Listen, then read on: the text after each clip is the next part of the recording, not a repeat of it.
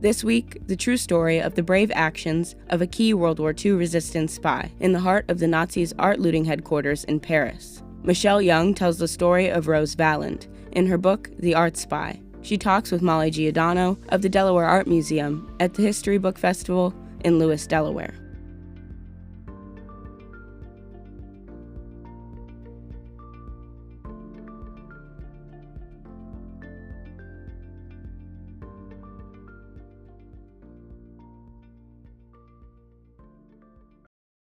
Well, thank you, Michelle, for being here today in Lewes. We're going to jump right in. What first drew you to this story, and when did you know it had to become a book?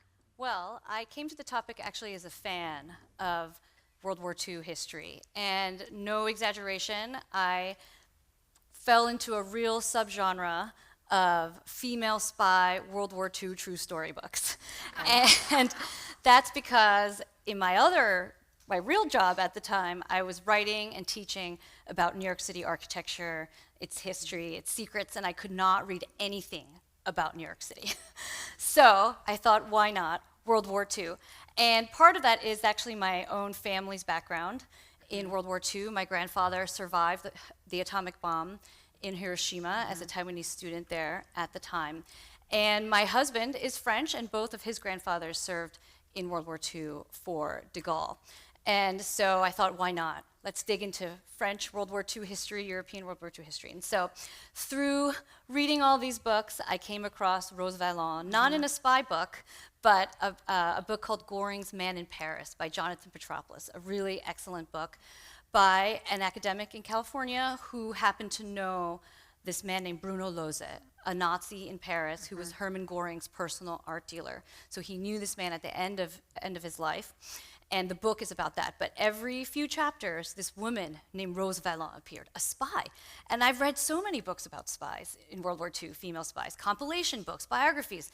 How did I not come across her at all in any of these? And that's sort of part of this whole story. And in fact, even in 2019, there's a French book that came out with over 200 female resistance members. And Rose Valland is not in it. Wow, that's so incredible. We'll get to the myriad reasons why she's been forgotten in the history record, but this is what really drew me to her. It was escapism at first, a fascination. Yes. Can you describe Rose? Take us back to the beginning, before the war breaks out. Describe her rise in Paris, and describe what she looks like, because it's a really important part of her story. So rise is the exact word. She had a very unlikely rise. She's the daughter of a blacksmith, born in a very small countryside village, 40 miles southeast of Lyon, a very traditional, religious, Catholic area. And she displays very early talents, though, in academics, in art. And her mother, unlike some Gilded Age mothers here in America and in Europe, really believed in education for her daughter. So applied for scholarships to get her to go to better and better private schools. And so eventually, she ends up in Paris at the École des Beaux-Arts in Paris. This is where all the major artists you have heard of have been to. And there she excels, and at the same time goes to the École du Louvre in Paris. She takes classes at the Sorbonne, at many other universities. So I call her in the book a roaring 20s overachiever. There's only a few times in the book did I allow a modern day word to enter, because I want you to be in the moment with Rose. It's narrative nonfiction, which means you are there with the characters. But I wanted people to really understand the level of achievement that she had achieved, especially given her working class background. And so she's at the École du Louvre, she's trying to pass her thesis, but she has come across the man who will become her nemesis. And his name is Henri Verne. He is the head of the school, but also the head of the Louvre and the head of all the French National Museums in Paris. And he sinks her thesis, which prevents her really from getting a job in the arts in France. So we'll come back to her story, but for a moment, can we pause and talk about the villain just a little bit more? Yeah. He's with her for a long time, thwarting her career. And can you talk about she was surviving during this time. I mean, she's living in Paris. She has no family money. This would have been quite unusual. Yeah, so she had some scholarships, but she's doing the modern day version of hustling. Right? Yeah. She's doing every job possible. So she is teaching art, she's teaching French, she's giving tours of not only the museum she ends up working for, but other museums all around Paris. She's really making ends meet, and one of the discoveries that I made during the research of this book is that she becomes a middleman dealer of art. And I guess we've jumped a little ahead to her involvement in modern art, but she's making ends meet with any means she can because her one passion is the arts, the beauty of it. And I talk in the book about how it's such a contrast to the world that she grew up in. She really latches onto this idea that there is beauty in the world, and it must be saved, and it must be displayed and to be appreciated. So she's working, she's curating many successful exhibitions, not really getting credit, not getting paid. Correct. So she is technically acting as a volunteer, but she is a full-time. Right. So she ends up getting a job despite all the nasty letters this man Henri Verne writes about her when asked if any museum should hire her. And it is an unpaid secretarial job at this museum called the Jeu de Paume Museum, which is a museum dedicated to the international schools of modern art. International meaning not France. Gives you an idea of how they thought of the world. But they're doing exhibitions by country. So Germany, Spain, Latvia, China, they do a huge exhibition with the Museum of Modern Art called 3 Centuries of American Art. So Rose is working directly with Alfred Barr, the executive director of the Museum of Modern Art, to curate this incredible exhibition that includes film and photography. So really stunning. It's in all the press. She's working at this museum. Occasionally she's mentioned in the newspapers because she's worked on the exhibitions, or she's mentioned in the exhibition catalog, but I noticed not always, just depends. So she's hobnobbing with famous people, but she remains unpaid for 7 years, and we're still unpaid when the war breaks out. But she's persevering. So tell us a little bit more about her personal life at this time. Yeah. Who she's living with. For those who haven't read the book, it's quite extraordinary, her personal life, and also her physical appearance and how others really treat and interact with her, which comes into play when the war breaks out. Yeah, so Rose looks very modest. She doesn't really care too much about her appearance. If you look at kind of her contrasted to the women of the time who have very, very thin eyebrows, they're curling their hair. She just ties it up in a kind of a messy bun. She leaves her eyebrows unkempt. She really wants to wear pants, but French society and the civil service do not like that. So in photographs, when she's working, she's wearing floral dresses and she's trying to fit in. And she's got these spectacles, right? That gives her that air of erudition. And she is also lesbian. And so in the 20s, we don't know if she's dating or anything like that, but by the mid-30s, we do know, and that's one of the things I spent actually 3 months researching into her partner, the woman who becomes her life partner. By the mid-30s, they are living together. So her partner's name is Joyce Here. She is a British woman of a half-German descent living in Paris. And so it's very avant-garde at the time, actually, to actually be living with your romantic partner. But this is all out of sight of the milieu that she's working in. It wouldn't have been acceptable to be in a relationship with a woman and working in the civil service in France. Even her closest family, I know she was very close to her cousin who had been left in the countryside, and they write back and forth. There's really no reference or mention of during this relationship. During that time, no. And she only brought Joyce to her hometown once, much later. Okay. Yeah. Okay, Well, so this is taking us up, setting the stage. Yes. Now, give us a synopsis of what happens when Paris is occupied by the Nazis. Yes. So prior to that, Rose is helping with the protection of art in France. It's a monumental effort. How do we get all the collections or everything that's most valuable out of harm's way? They're not worried about the Germans coming and stealing art at this point. They're worried that it will be damaged in bombs and enemy warfare.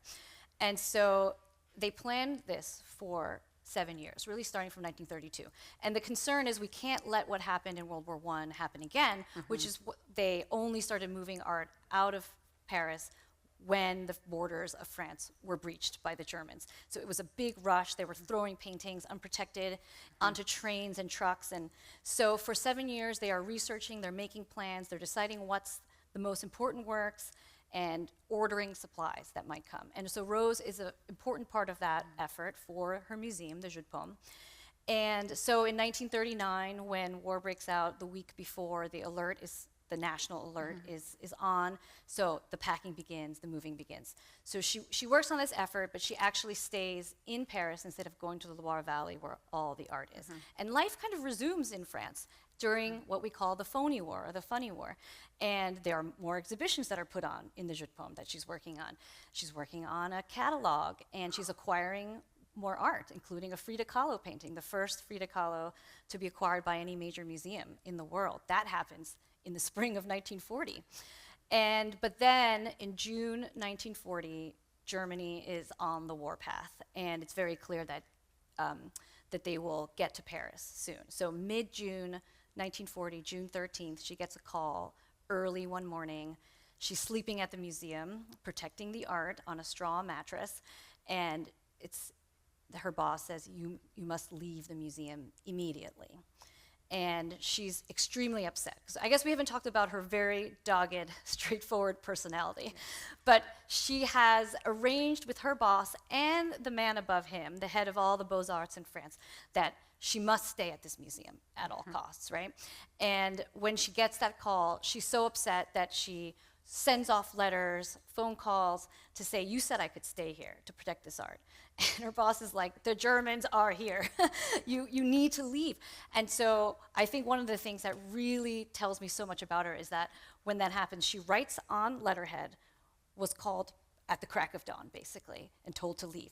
And then she makes all the guards in the museum sign their names on that document, because so she could prove later that she didn't abandon her post, that she was there and was forced to leave. And subsequently, she does leave. She gets put in charge of 150 museum guards and their families to evacuate them by boat out of Paris. She's very mad about this as well. She thinks it's a scatterbrained, last-minute decision that she's been put in charge of. She's upset that the museum guards' wives have brought too much suitcases. She adds that in her notes. Some things never change. That they've delayed the departure. They were among the last to leave. They were among the last to leave Paris. The Germans arrive at midnight that night. And one of the most amazing things about this whole episode, and I loved writing this chapter, because no one actually knew before I wrote this book really what happened to Rose when the Germans arrived, because I found this in an unpublished chapter of her book that was sitting in a museum in the middle of France.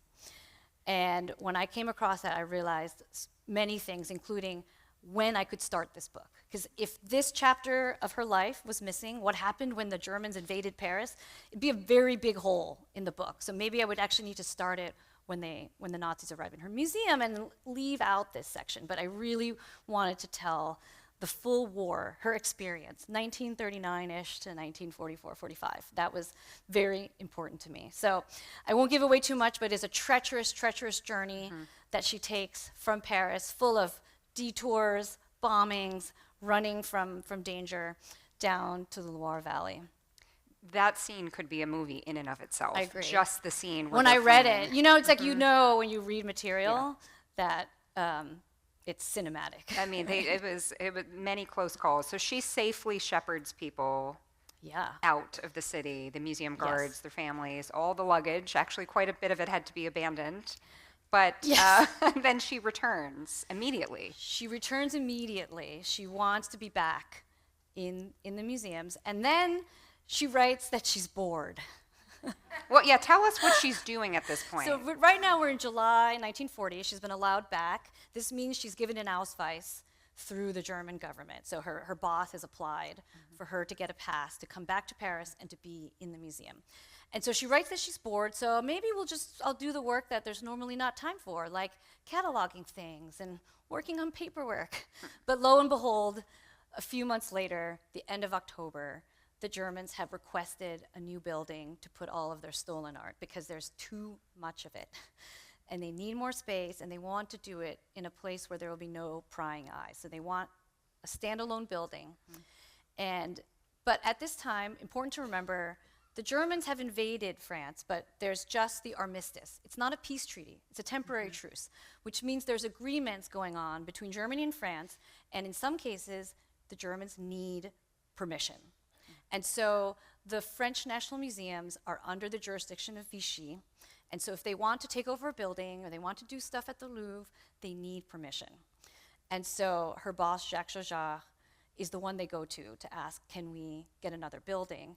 And so he smartly suggests the Jeu de Paume Museum. It's right next to the Louvre. If anyone's been to Paris, it's right on the Place de la Concorde and the Rue de Rivoli in the Tuileries Gardens down the street from the Louvre. And he has someone inside who can keep track of what's going on. And we should note that not only does she make a very good spy, but she also secretly understands German, thanks to her partner. A lot of people say she spoke German. I was hesitant to say that she actually spoke it. I didn't find any actual evidence, but she could read it. She could read it. She had help reading it, and it was clear from her notes she could understand some of it. But at the beginning, when the Nazis are in there, she's just listening phonetically, right? And so you see her kind of trying to figure it out. She's spelling things wrong. So she's not totally fluent in German, right? But she's listening for the words, and she's putting question marks all over her notes to try to figure out what's happening. And so her boss, which we should say, he was replaced. Her nemesis was replaced. Yes. This is an interesting side note. Yes. So her boss, Jacques Jaujard, replaces the jerk, let's just call him what he was, and he looks like a mix of Humphrey Bogart, Cary Grant, and is the most supportive director you could find in the museum world.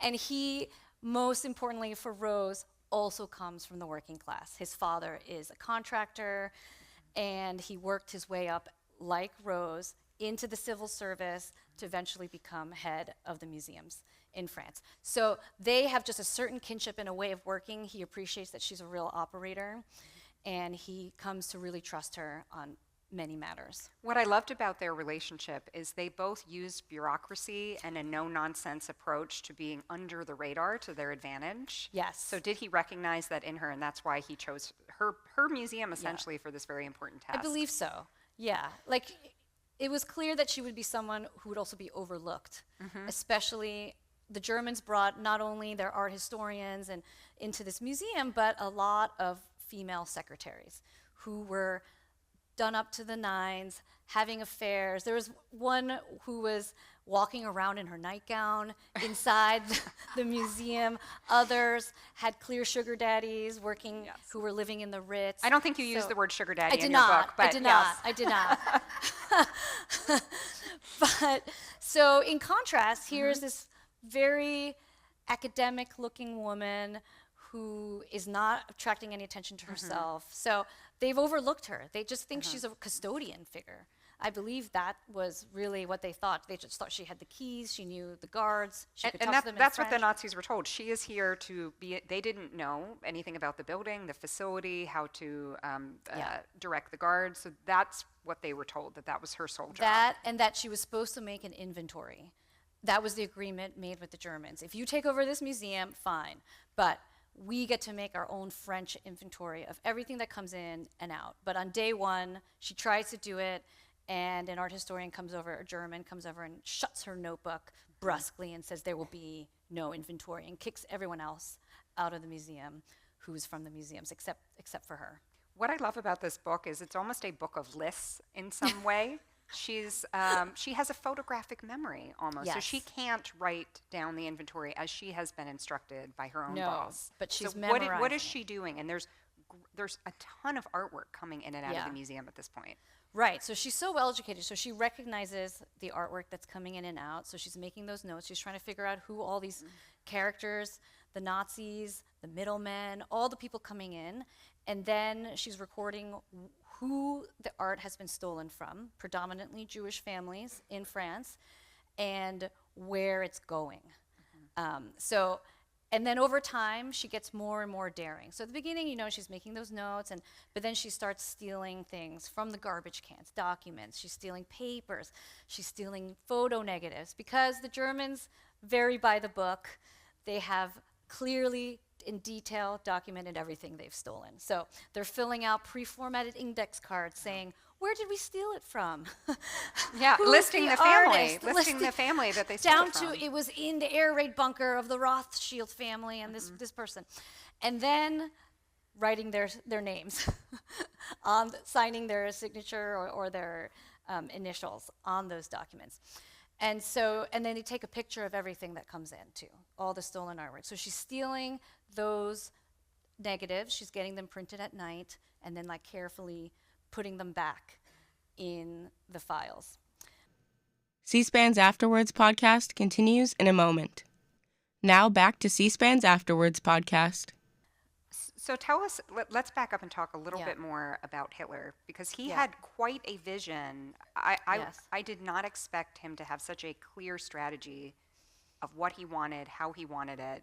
This was informing. This was not haphazard grabbing, smash and grabbing. Yeah, I think extremely important to note that in any country the Germans invaded, they would set up government and then begin looting pretty much at the same time, because it's all part of that grander vision of creating the greater Germany, which is what they refer to it as. And he had an additional vision that he wanted to build the greatest museum called the Führer Museum. It would be in Linz, Austria. He was very mad at Vienna from his time there when he was rejected from art school twice.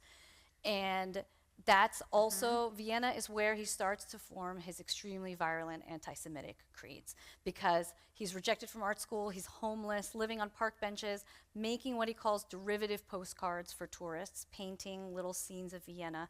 And he looks around and says, these are the gatekeepers that are keeping me out of my true calling, which is to be an artist. And he really believed that he had a superior taste in art. And so by creating this Führer Museum, he would be able to show the world about his great taste, but also how great Germanic art was. And they had a very wide net for what was Germanic, which is why it got wider as the war went on. It got wider as the war started went on. Pretty narrow. Yes, and it became anything remotely connected to Germanic. So it could be really like anywhere in Northern Europe and Western Europe. And it wasn't just aesthetic. I mean, they were using the sail to fuel That's the war right. as So well. yes, the Nazis were collecting for the Führer Museum for their own houses. This was to show Hitler that they also subscribed to his artistic taste, and then they were also selling particularly modern art, because they didn't know what to do with that, because Hitler hated modern art, and that also comes from his time in Vienna. And if you look at Hitler's paintings, they're fine. But nothing avant-garde, nothing extraordinary, which is why he's rejected from art school, because at the time we're looking for avant-garde. So the collection that Rose is protecting, which is now in the basement of the museum, can you talk a little bit about what that collection is and how perhaps it stays safe, because it's not what Hitler's looking for. So again, this museum is collecting modern art. So not only Frida Kahlo, but people like Picasso, Alfred Stevens, all the modern artists you can think of. They've started to collect a very robust permanent collection. And so they move out the most important to the Loire Valley, but they've retained things that can be protected on site in the basement.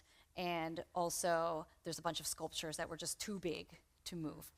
And so that's what she's intent on protecting. There's artists in there that became famous later. Maybe we're not so famous at the time. So the Frida Kahlo does not get moved. It's in the basement. Right. Things like that. It's a new acquisition. Yeah, exactly.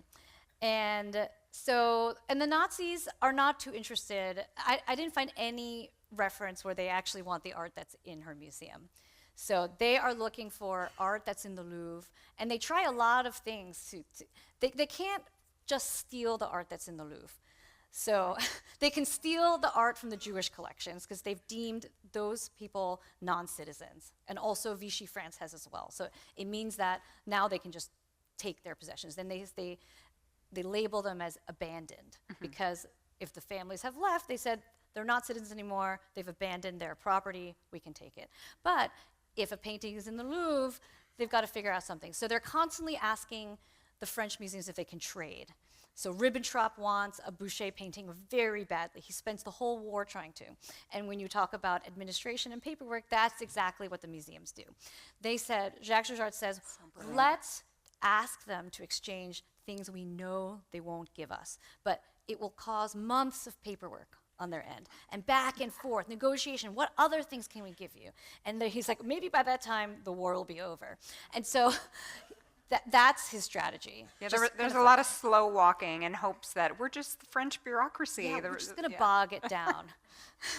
So I think that's a good segue to talk about, this is sort of a braided narrative because it's about Rose, but the Rosenberg family plays a huge role in your book. Can you first describe both father and son, the Rosenberg family, and how they play into this narrative? Yes, so the secondary storyline, which is really pretty much every other chapter, follows the Paul Rosenberg family. So Paul is the exclusive art dealer to Picasso, Matisse, Leger, Braque, Marie Laurencin, the most important modern artists of that era. And he's very close to them. So Picasso lives next door because he's convinced Picasso to leave his industrial suburb to be closer to him.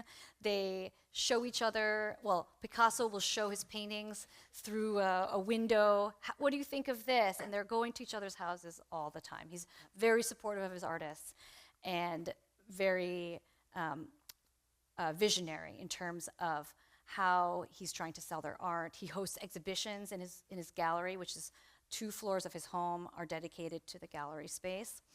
And the other reason, well, the main reason I wanted to have this storyline is I wanted people to understand the human impact of art looting. If we just follow Rose, you're right. It's a lot of lists. It's a lot of things happening, a lot of intrigue in the museum. And she also does do spying outside of the museum. She follows the Nazis around and figures out where all the other storage facilities are in France. But you don't get that sense, like what was the toll?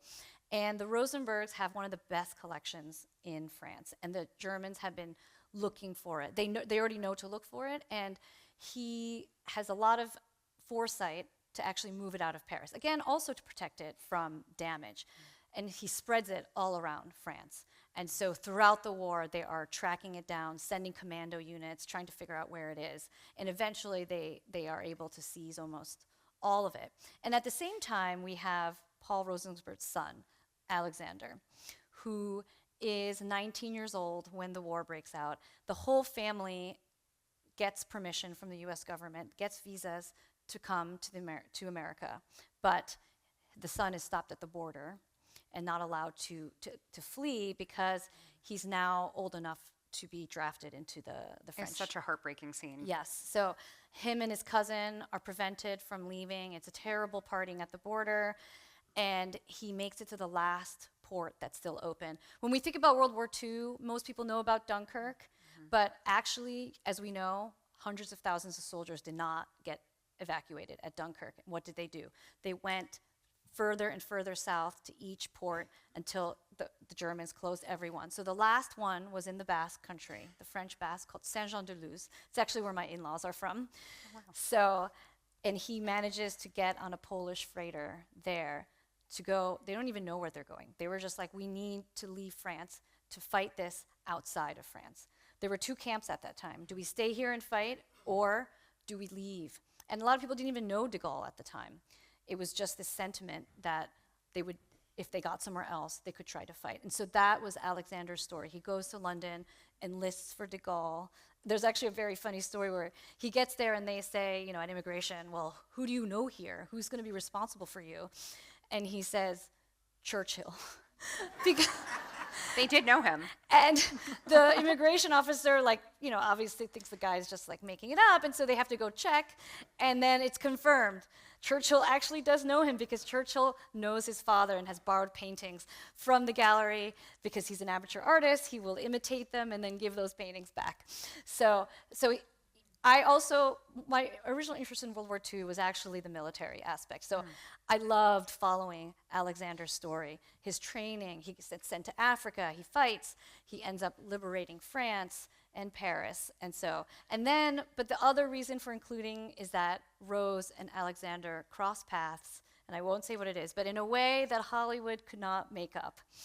So there's multiple reasons for the two storylines to come together. Yeah. We won't spoil it, but it is true. And there's a photo of him in the book. Can you describe that photo? Because talk about a Hollywood. Yes. He's got like tousled hair. He's in his uniform. He's liberating handsome. Paris. He's very, very handsome. And I was very grateful to the Rosenberg family, the journalist Anne Sinclair, actually let me use a few photographs from their family, including that one. Because I had one of him when he enlisted, and he's very kind of awkward and serious. And I was like, it doesn't capture like the heroism, because that was taken when he was 18, 19 years old. And this is now, he's survived the war, he's liberating Paris, he's back home. It's an amazing moment, an amazing photograph. So his family does make it to the United States without him. Yes, and Paul Rosenberg sets up a new gallery in New York, and he travels all around the United States, selling art, giving speeches. So he's a very prominent figure during World War II here, and then he's also supporting the Free French movement. They called it here France Forever. So him and his family are heavily involved in that in the United States. So let's talk a little bit about your research methods, because you were sharing with me a story about dozens, hundreds of boxes. I mean, how did Rose keep all of her materials? Or just walk us through your primary research. So Rose is a pack rat. Imagine apartments just filled with boxes and documents. And so when she died, everything in her office got left to the French diplomatic archives, but everything related to the French museums ended up in the National Archives, and then everything in her apartment went to her family, and some of it ended up in a museum in the middle of France. And so it was tracking down a lot of this, going through, and the example I gave you was the French Diplomatic Archives has over 1,000 boxes of her documents, and there were several hundred that said only Rose's personal documents and no inventory, whereas they had inventoried things related to restitution. And so I had to go through all those hundreds of boxes, paper by paper, but amazing discoveries that I found there, which included Rose witnessed a fire in the Jeu de Paume Museum where the Germans burned 500 modern art paintings. And this had been doubted from really the minute she put it in her, unfortunately, very dry memoir. And I tracked back why that doubt persisted, and it turned out it was the Germans in the museum who had ordered the fire, came out to a German newspaper to say that never happened. And if it did, Rose did it. Look, here's her signature in some inventory, right? And so this was one of the big projects of this book was, can I prove that this happened? If the story is told from her perspective, I would need to know that and be able to address it. And so in those hundreds of boxes that were uninventoried, in the back of an unrelated box, I found 4 notarized testimonials from the guards in the museum at the time, in great detail. Not just it did happen and I saw it and signature, but details I was able to put into that scene, including one guard saying, I was ordered by the Germans to light the fire. So I think the two big things really for me was that event, the Paris escape, and then tracking down her partner and when they met, all those details. And her partner was also arrested by the Germans during the war. So finding out what harrowing narrative for her and her partner to really bring her to life. That was the goal, right?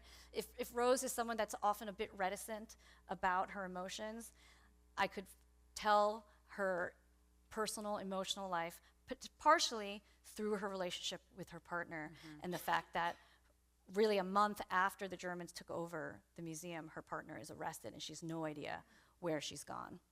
And she's in a camp for several months. Yeah. And then returned. Yeah. So last question, and I think we're going to get into some Q&A Yeah. in a minute here. What has been the reception in France? Because Rose is a known figure in France to a degree, but what has been the reception? Because you have uncovered, like you said, some new details. And how did Rose's life end? And is this a rediscovery of her? Yeah, I think it was really interesting writing it as a non-French, as an outsider. Because, well, I was helped by the fact that my husband is French. So, you know, he could make those initial phone calls. He's very charming. But then once we got into it and they understood that I wanted to tell Rose's true story. And so I worked very closely with the Rose Valland Association in her hometown. And, you know, trust in France is very different than trust in America. Here, you meet someone, you get this gut feeling, right? Can I trust this person or not? And then you go all in. And then maybe sometimes it doesn't work out, but that's sort of how it all works here. But in France, it's a slow building of trust. And I'm not complaining, but I had to have many lunches, elaborate lunches, and dinners.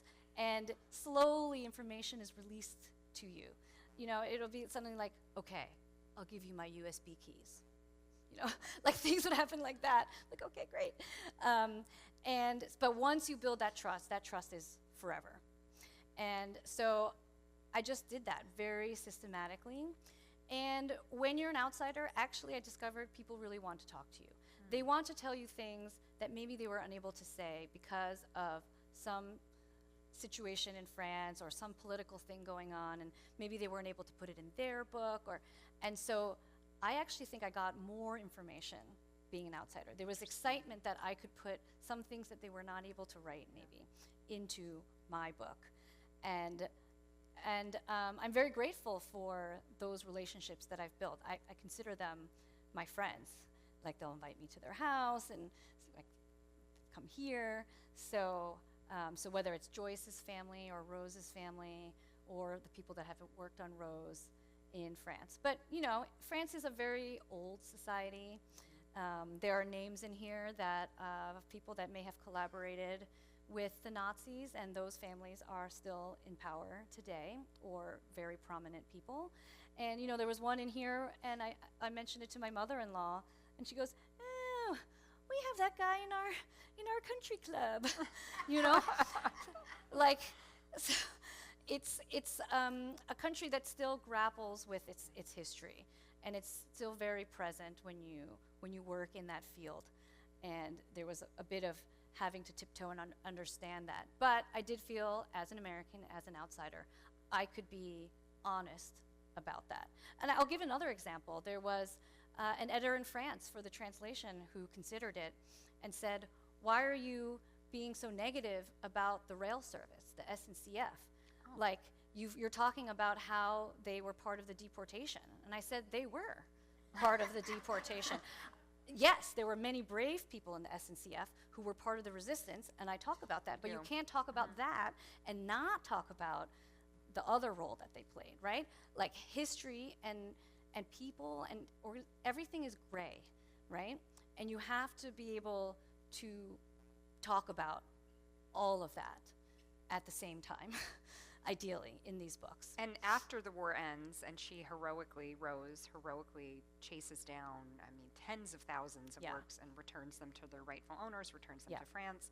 But then after that, there's sort of a dismissiveness. People are ready to move on. What kind of happens to her at the end of her life? So after the war in France, Rose is commissioned into the French army and the U.S. Army, which to me is just incredible, right?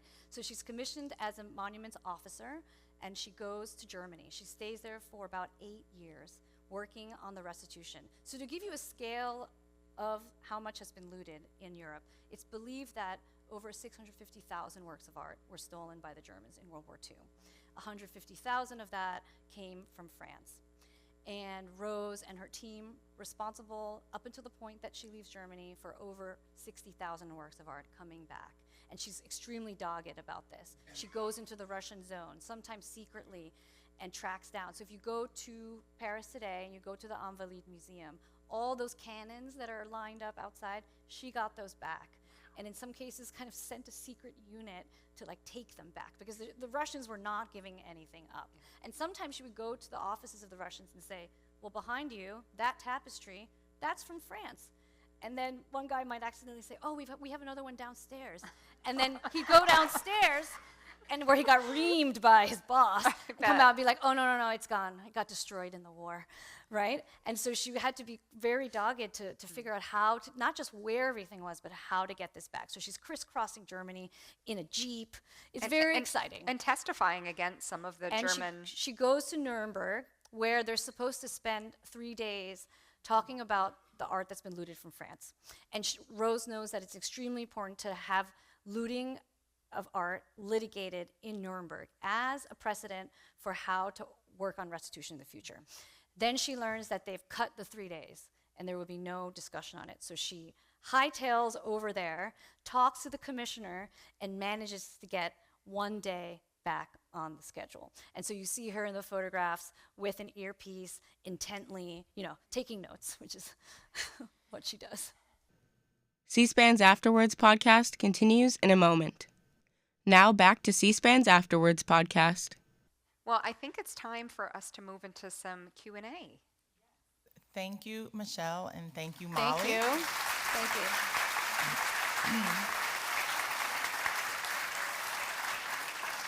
So, as mentioned, we will now transition into our Q&A period. We are big believers in free speech here at the History Book Festival. Please keep your questions brief, civil, and germane to the author's work.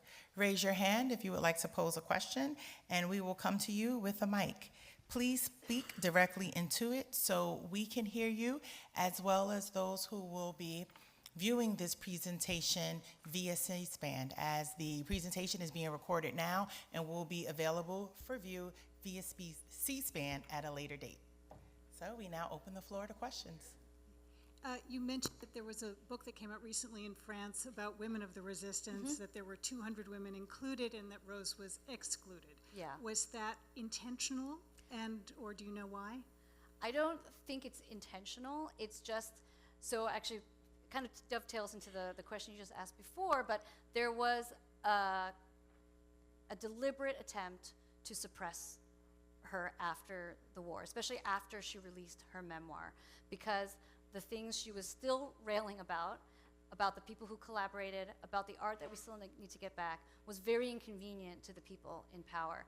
And so one of the other big discoveries in my book, in my research, was a letter that she wrote about warning another monuments officer not to write his memoir of the post-war period.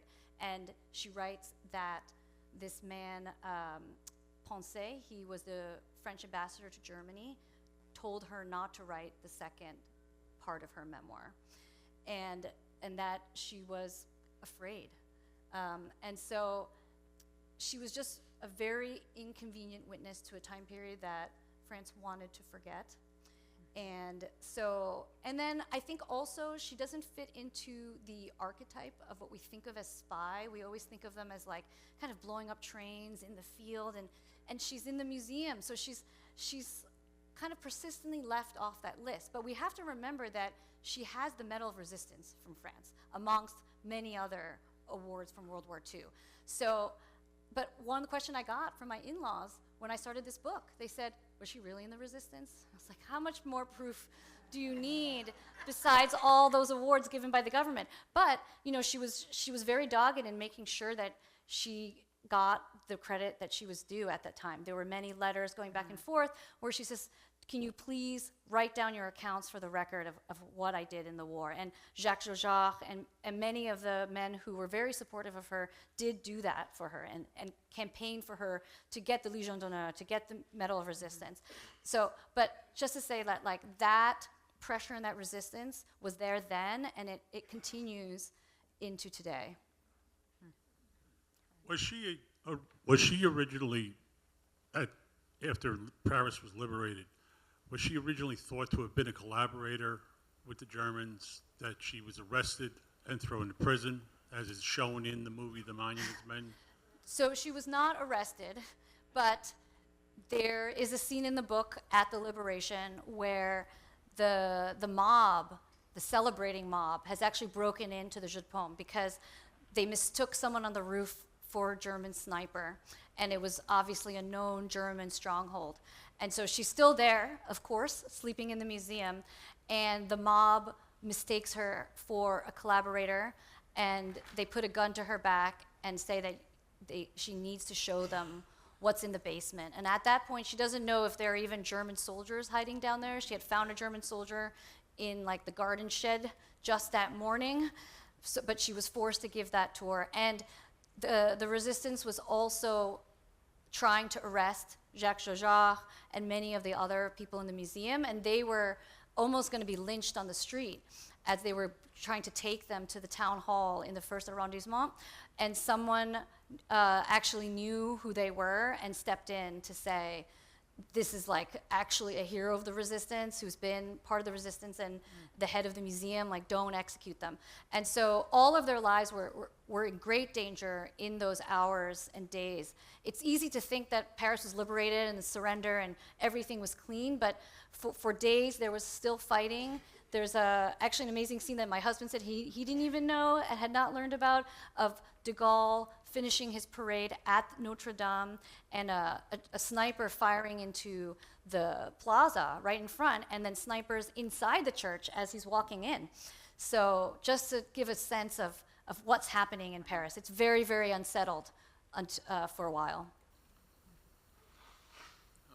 The original nemesis that you mentioned, why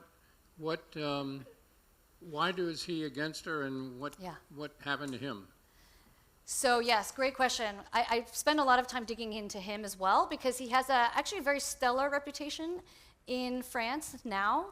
But I was reading his letters, and I was like, I just feel like I know this kind of person, that I've come across this and something, you know.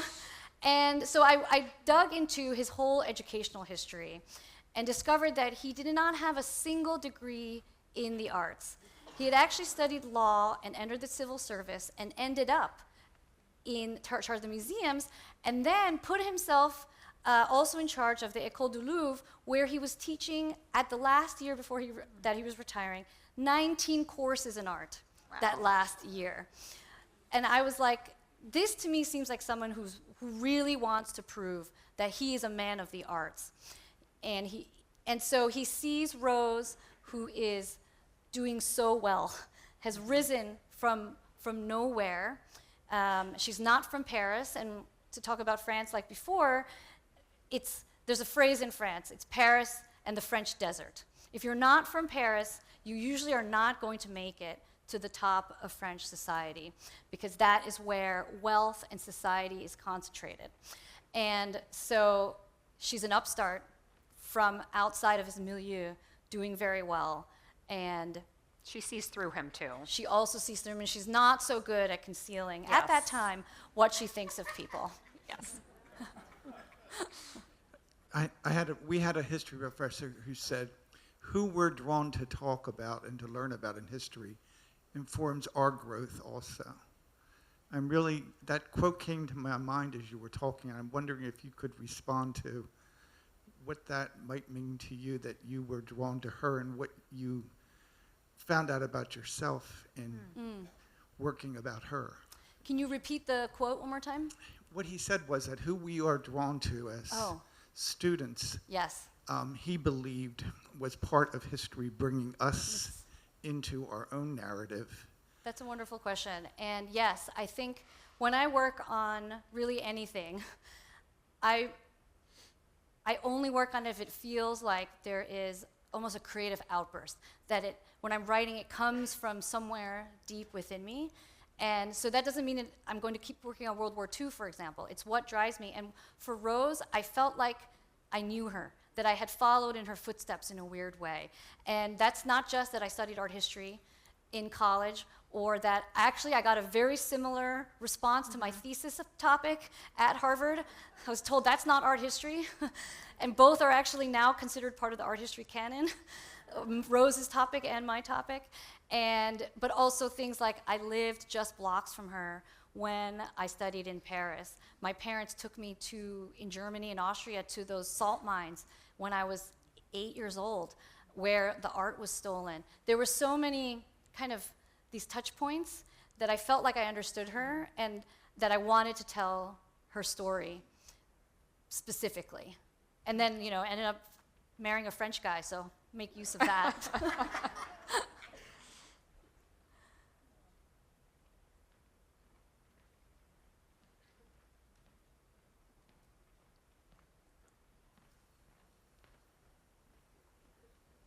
Hi, my question is, in the book, we have a couple of chapters on Normandy.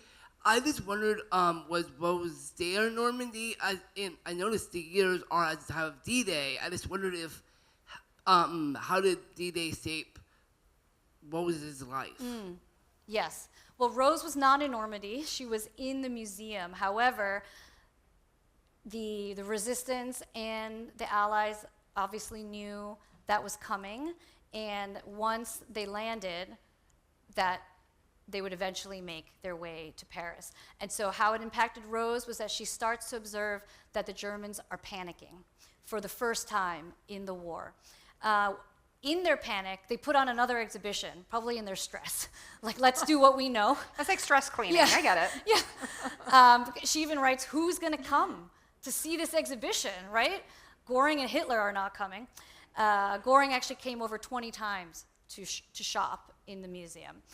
And then becomes the panic of getting rid of all the documents, packing up everything. So not just the museum, but all the other German officers are pulling paintings off the wall, taking documents, throwing them onto trucks.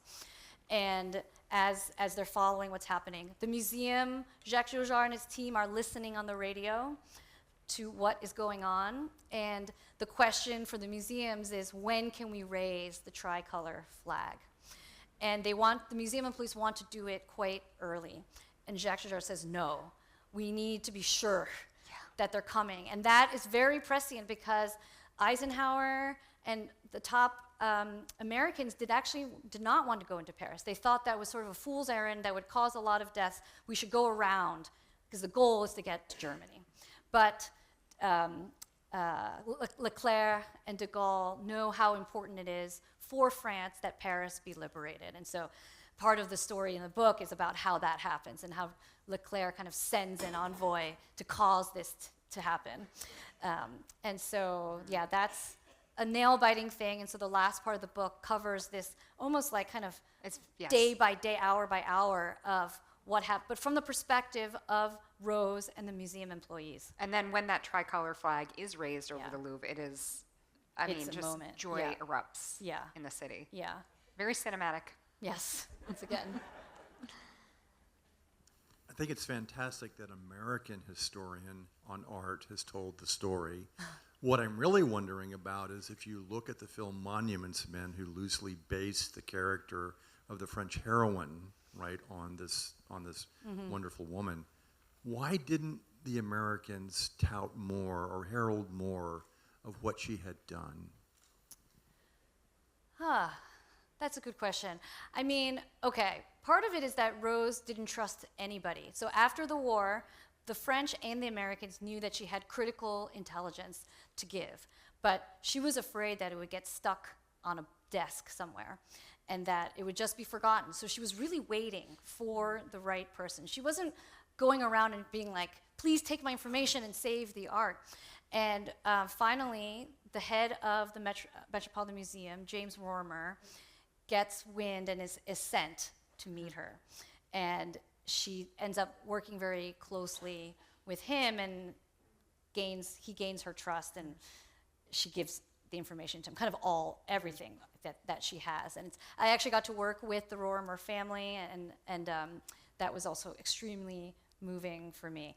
But I think, she was so dogged in the restitution aspect that she, I think, missed a lot of career opportunities. There's a rumor that she was offered a job in America, and maybe that was from some of the monuments officers who worked with her. But she wanted to stay in Germany. That was her goal. And so she missed a big career moment for her in America, but in France as well. So when she came back in the mid-1950s, again, we're in the Cold War, and she's kind of shuffled off into like further and further offices in the Louvre. Do you think also, though, that culture in Europe and artistic culture and heritage is just so different? In America, I don't know if that story would have resonated quite as deeply as... Maybe at the time, but I think now, I actually joke that Rose would have done great in America. The kind of like no-nonsense, can-do attitude is very much here, and she's not... It doesn't work in France, So, yeah. So I also felt, again, to the question earlier, that I had a responsibility to really show who she was and appreciate her in a way that maybe wasn't appreciated by her own culture. Oh, that's fascinating. If you are interested in conversations with leading nonfiction authors, be sure to check out our America's Book Club podcast. Each week, the host, David Rubenstein, talks with nonfiction authors. Past guests include John Grisham, David Gran, and others. It is available wherever you get your podcasts.